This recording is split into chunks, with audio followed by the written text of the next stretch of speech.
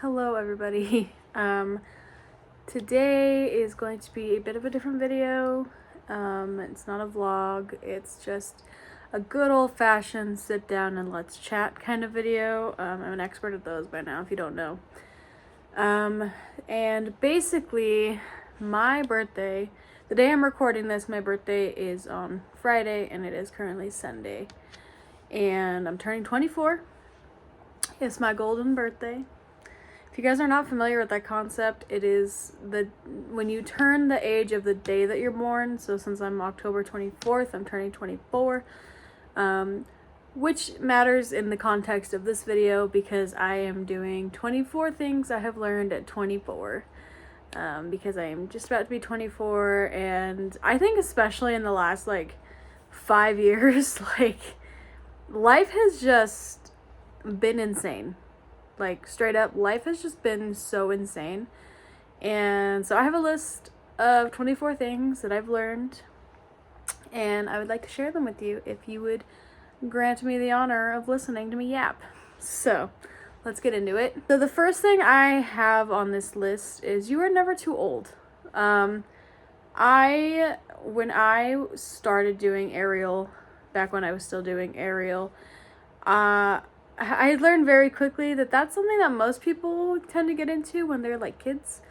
Similar with gymnastics or dance or anything like that. You kind of do it when you're young and then you're an expert by the time you're an older person. And every time that I would talk about doing aerial, everyone in my life would be like, oh my gosh, I could never, I'm too old for that. And it's you're really not. Age is just a number, and I know there's other limitations and things, but just to say you're too old to do something, you're not. If you want to go to an arcade as a 45-year-old, go for it. You're not too old to do something. And honestly, especially if you've had maybe not a super good isn't the term, but just a really classic childhood, I guess. It honestly heals your inner child so much to just go do the things you wanted to do as a kid. I saw a post on the internet one time about how this girl and her sister went out to the aquarium or something as an extra $3 to do an extra exhibit or something, and they said their mom would never let them do it, but it's you're an adult now, pay for it, do it, get it out of the way, I really like that kind of philosophy of just, you are not too old to do things, you just believe you're too old, and that's what's holding you back. Number 2, I have, it's okay to try, fail, and try again. If you guys know, if you've been watching my videos for a long time, especially if any of you have been here since I was 11, right? When I first started, I've had a lot of successes and pitfalls in just overall anything in life. The biggest thing that comes to mind with this particular sentiment is college. I have gone to college and dropped out of college 2 times already, and I am back in it. And I'm not going to guarantee that I will finish this degree, but I want to. This one I'm really passionate about. But it's okay. It's okay to just do things, fail at them, and try them again. Another thing that I've done and failed and tried again is making music. If you guys were around that era, COVID era, I wrote, produced, and uploaded a couple of songs. They're not great songs. They're kind of really shitty songs, but I'm really inspired again to try it again. And so you guys may or may not get some stuff from me in the meantime that I'm cooking up about new music, and I promise you it'll sound a lot better this time. The next thing I have is things will come to you in your own time. I am engaged. Crazy, right?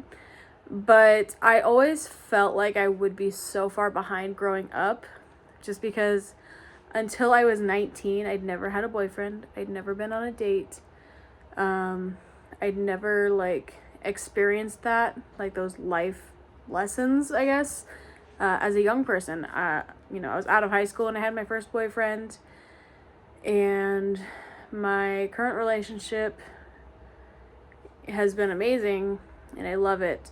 And but like, there's, especially growing up in Utah, you guys, there's such a stigma around people who like date more than a year and then get married. Me and my fiance have been together for just over 3 years, and you know, to Mormons in Utah, we should have been married 2 years ago, you know.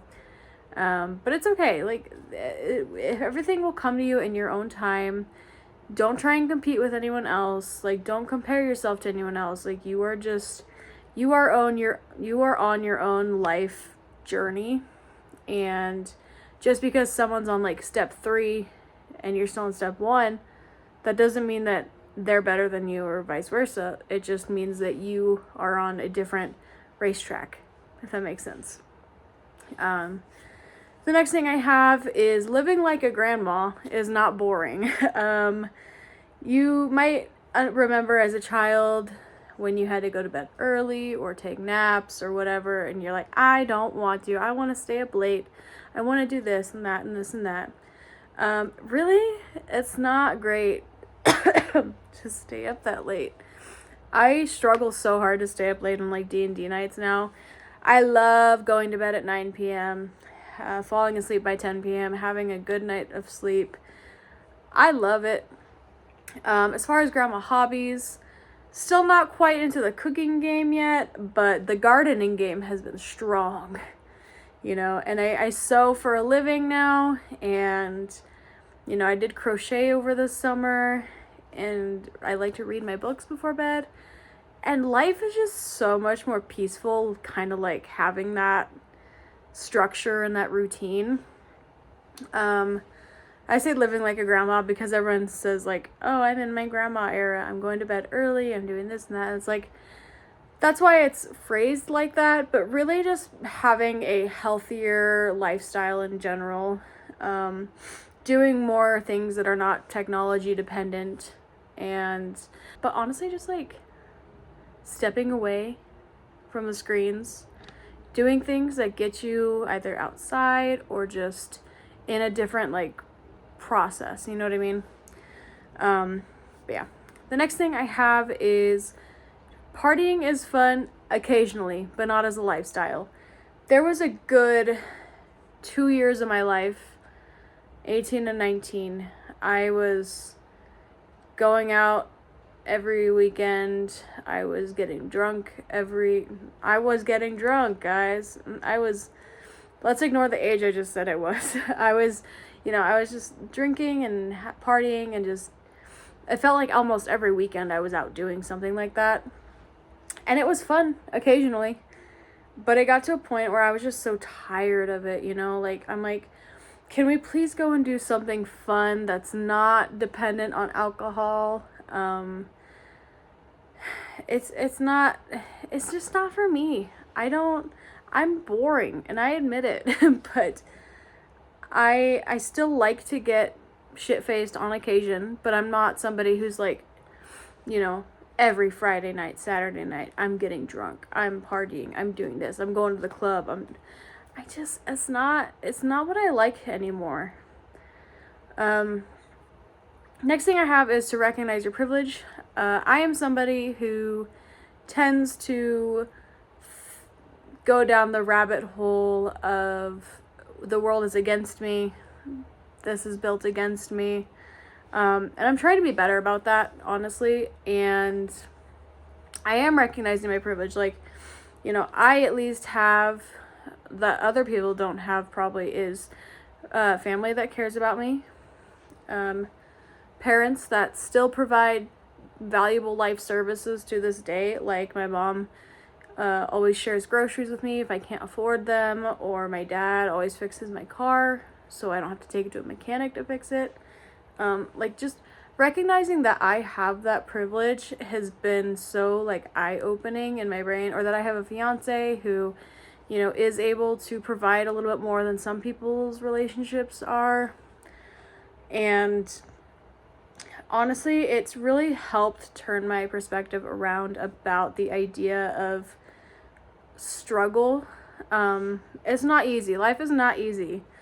But I also am learning to recognize that I do have advantages over other people because of these things in my life. The next one I have is don't be chronically online. It is so bad these days, especially for like the kids these days, like in school and stuff. I could not imagine growing up now at this time with all of just like the whole culture of the internet is wild. I grew up with the Wild West internet where there wasn't a lot of rules, there wasn't a whole lot of like things around. But people now just live online, and everyone's so focused on their phones, on their social medias, on their TikToks. Nobody lives in the real world anymore. And I want to add on to this statement. Being chronically online is so bad for your mental health.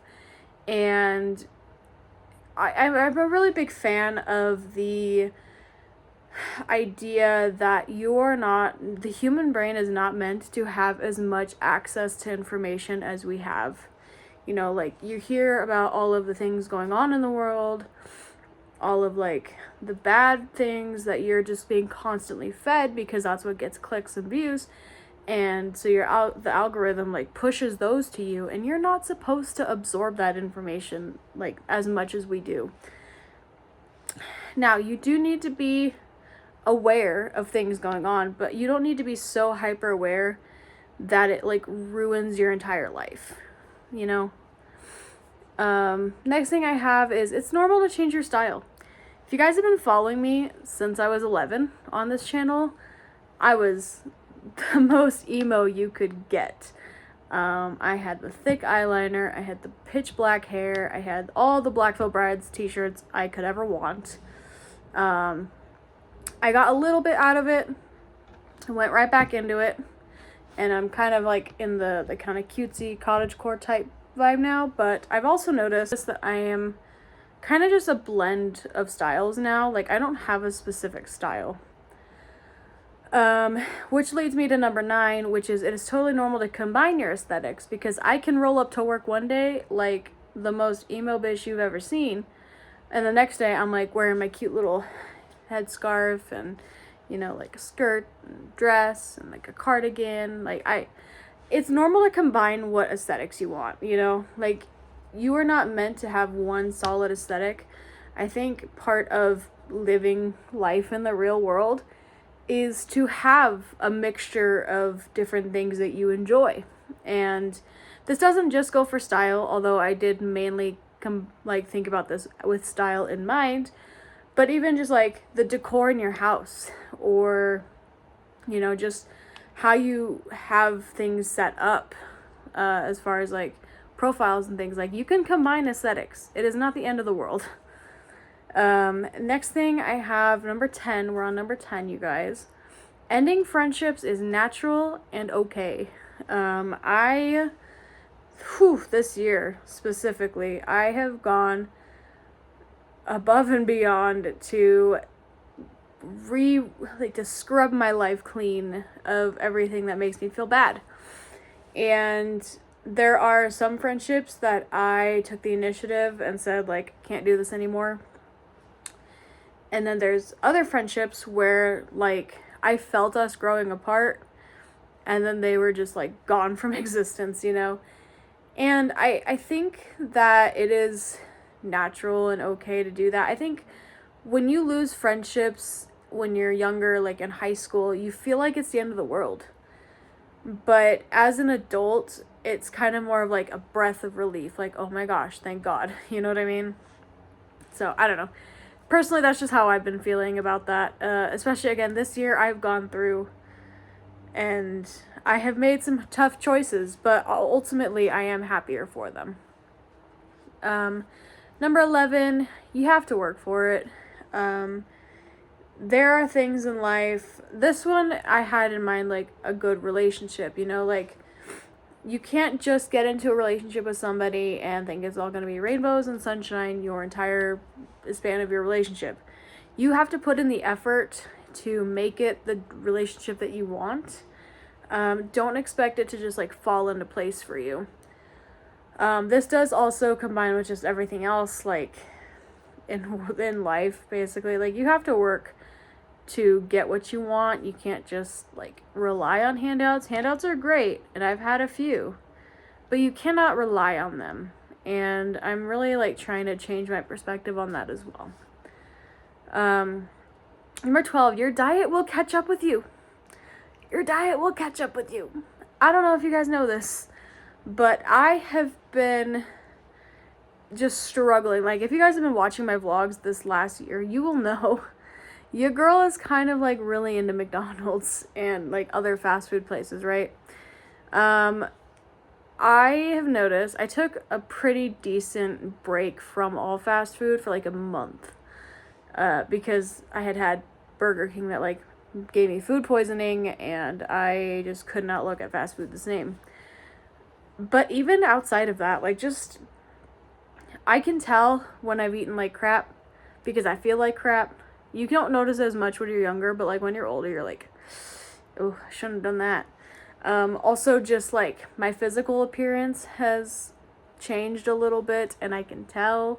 My diet is not helping, so we're gonna have to work on that before my wedding. But next thing I have is creative outlets are necessary. And I'm not talking in the sense that you want to monetize them to, you know, make money off of it. You need to have creative outlets for your sanity. And I know a lot of people, especially this day and age, put so much pressure on you to like do something that you're good at so you can monetize it. And honestly, like, I don't like that. I've done it. I have poetry books for sale, you know. I have posted some songs that I've wrote. You know, I do things creatively that I am also like listing for money, which is great, but it's not my goal. It's there for other people to enjoy if they want to. I'm not like actively like, oh my god, buy my book, buy my book. I'm really just trying to do something that I need to do to express myself. And, you know, it's such a toss-up because the lure of the internet is strong with all these like influencers that are getting all this money from doing things like this. It's very hard to separate like the grind set from I need this for my sanity. And so that's just kind of a little bit what I meant with like they're necessary for your sanity, but you don't need to monopolize on or monetize your creative endeavors. Life decides when you are ready. After I lost my dog, I was like, nope, not having any more pets, can't do it, won't be for me. And then a little orange trash cat walked into my apartment and said, hey, I'm here for you. That's kind of what I thought of when I wrote that one. It was just like, you don't have to be ready. Life will decide for you. You just have to like jump at the opportunity when it's given, I guess. So yeah, like I said, like with the cat, like I didn't want another pet after my dog, especially like 2 weeks after my dog died. I did not want to have to care for another living creature.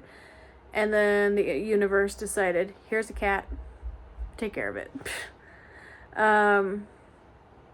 Next thing I have is it's okay to be non-traditional. There, especially, like I said, growing up in Utah, like there's just a lot of things that are like tradition. Especially in the culture that I grew up in and that I'm enmeshed in, it's hard to kind of go against the grain, but really it's not. I don't know. My biggest like thing with the non-traditional thing is, you know, maybe you just take a route in life that most people don't follow, or, you know, you have interests that are not necessarily commercialized. I don't know. This one needs a little bit of work because I had it in my brain and I've lost it clearly. So the next thing I have is sometimes just going outside is the solution. I had really bad health. Was it the end of last year, or was it this year? I was just having a lot of like weird physical symptoms, and I went to go and get my labs done, and my vitamin D was so low.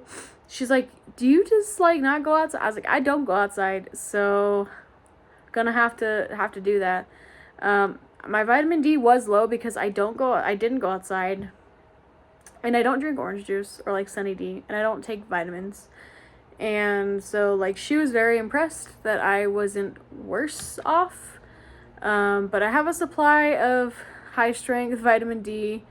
But I've also been outside so much more this year because I have started to enjoy the sunshine, and I can tell that I feel better because of it.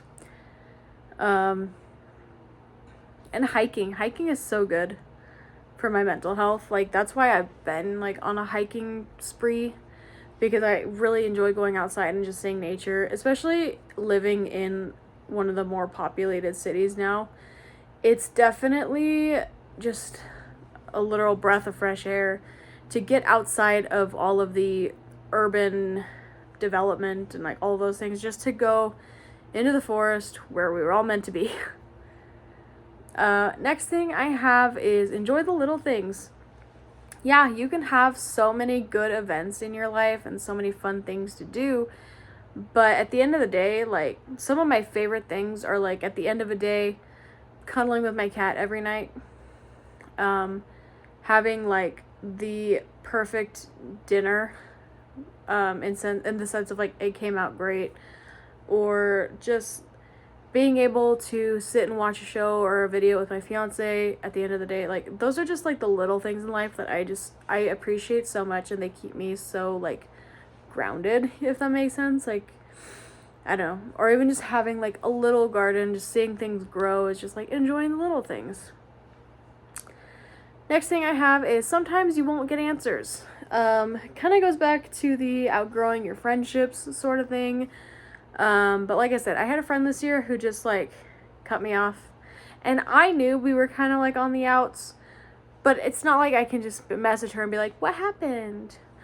Why did we stop being friends? What happened there? And I've tried to do this. Like, don't get me wrong. I have been known to message people and be like, what happened between us? Like, why are we not friends anymore? And to my luck, a lot of them did respond, but there were some that never responded. And I'm trying to learn to accept that in life I won't get the answers that I want, and to stop like pressing for them. And I think it's kind of like chill. It's kind of working out a little bit. Just to like remind myself, like, I'm not owed an explanation. Just like I don't owe anyone else an explanation. Although I will gladly give people explanations on why I don't want to be friends anymore, but that's just me. Next thing I have is it's okay to outgrow your interests and hobbies. I am somebody with an obsessive personality.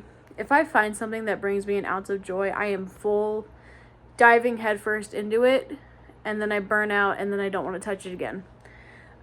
Some of these examples include haunt acting, aerial. What else have I done? Interests and hobbies. YouTube could be on this list because I've gone through a lot of periods in my life where I would like do it for a while, take an extended break, and then jump back into it. But at the end of the day, like YouTube I haven't outgrown. It's just a lot sometimes. But mostly what comes to my mind is like my aerial arts and my haunt acting. Like those things, I'm like, I ground them so hard into the ground for 2 years, 4 years for the aerial, like 2 seasons for the haunt acting. And I don't want to do it anymore, man. Like I'm tired of it. It's not something that I want to do. Another thing is concerts. Like I know I just went to a concert and I'm going to another one in the next month, but I could take them or leave them, especially with concert etiquette these days. Like I don't like going to concerts that much anymore. Just I'd rather be home. But yeah, it is totally okay to outgrow your interest in your hobbies. Number 20, it's okay to regret things.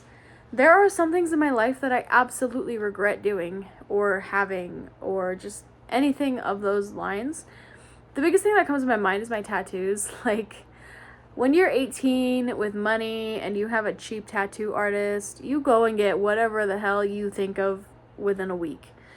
And sometimes that works out fine, but most of the time, like, now I'm stuck with like tattoos that I don't actually really like anymore. And I don't want them. I don't know if I want to get them removed or covered up, but I know the ones that are on my arms right now, I just don't enjoy anymore, and I do regret them. Another thing is how I've handled certain situations in my life. I regret how they went. I regret not doing things a certain way. I regret not talking about certain things with people, and it's okay. That's part of life, is to have regrets, and if you could go back and change something, like, it's just one of those things. It's like, it's okay to do it and to have regrets. I think as long as they don't eat you up inside, you're probably okay. Next thing, this one's a little basic. It's makeup isn't necessary.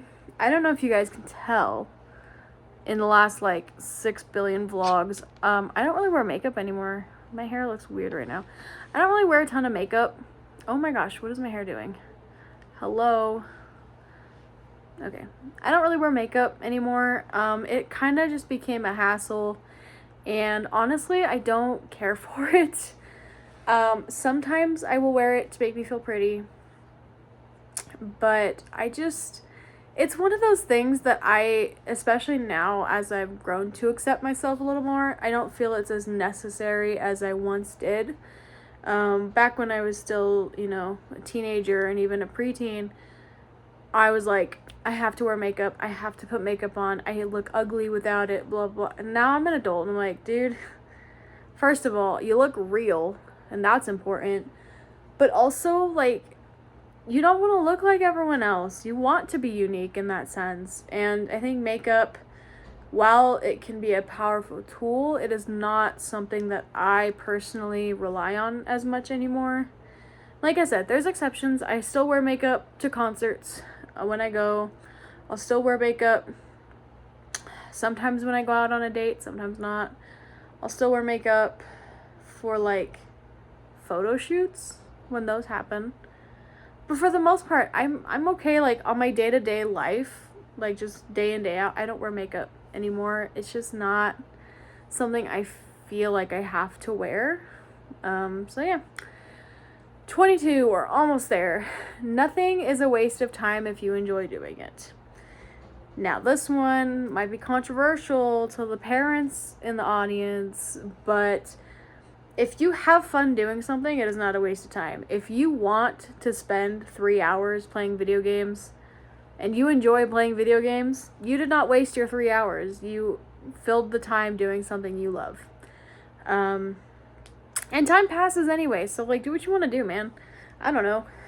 But, yeah, I don't know. I feel like that one's pretty self-explanatory. If you enjoy doing something, it's not a waste of time. If you think it is worth your time, then it's not a waste of time. 23, things will not always be perfect. Trust me, as a control freak in most aspects of my life, I have to accept that things will not always be perfect, because they are not, and they will not be. But I think at the end of the day, the non-perfections and things, the flaws, if you will, kind of add to the experience almost. Like, you can't just expect everything to go exactly how you want it to go, when you want it to go, in the precise details that you are thinking, because it's not going to be perfect. And especially, like, when it comes to creating, like, back to the creative hobbies, your first thing is always going to suck. It's always going to be bad. You only get better by doing it, and so the fact that it's not always going to be perfect is just part of the process. Last thing, very cliche thing, everything is gonna be okay. I really needed this a lot the last like 3 years, I think. And I've really come to accept it this year that everything will be okay, dude. Like, yes, there are things in life to stress about and to worry about, but at the end of the day, things are gonna work out. As long as you just believe they'll be fine, most of the time they are. And even if they're not, that's just because you aren't like on the other side yet, you know?